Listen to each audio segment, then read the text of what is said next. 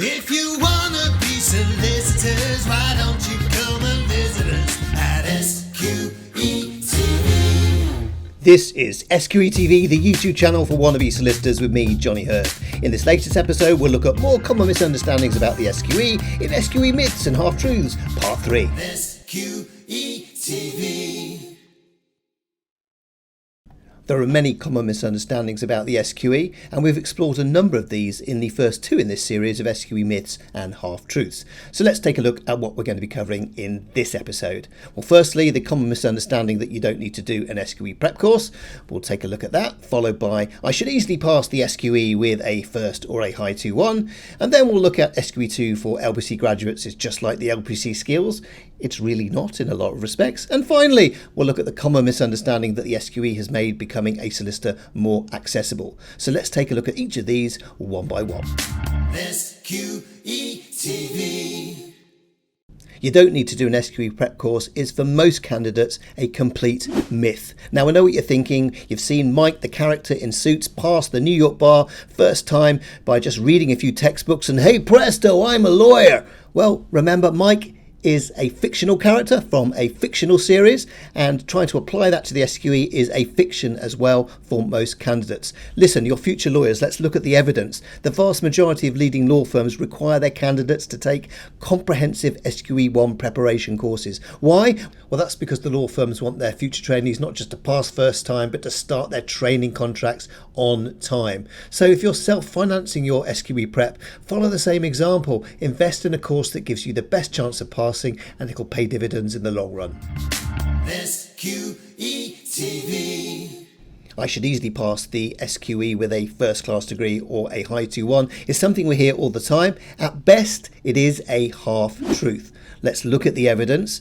The SRA's statistics show us that candidates with strong academic backgrounds tend to do better than those with average backgrounds. And it would be really surprising if the results showed us anything else. But please don't get complacent. After all, the pass rate for SQE 1 is only just over 50%, and over 25% of candidates with first class degrees fail SQE 1 first time. So that really does go to show that those candidates that do a good comprehensive SQE 1 prep course are going to give themselves the best chance of passing, and you can't get complacent by trying to cut corners just because you've got a good academic background. SQE TV. SQE 2 for LPC graduates is just like the LPC skills is a common misunderstanding of LPC graduates. Let's just remind you, LPC graduates to qualify via the SQE route are exempt from SQE 1, but they need to pass SQE 2 and complete 2 years worth of qualifying work experience. And what LPC graduates don't realise is that although a number of the skills are the same as the LPC skills, they're tested in a completely different way. And this is the real game changer.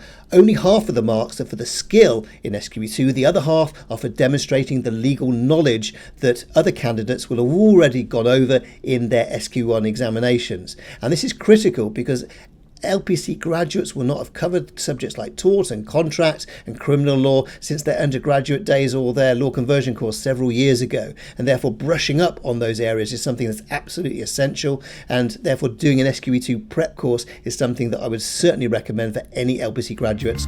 SQE TV.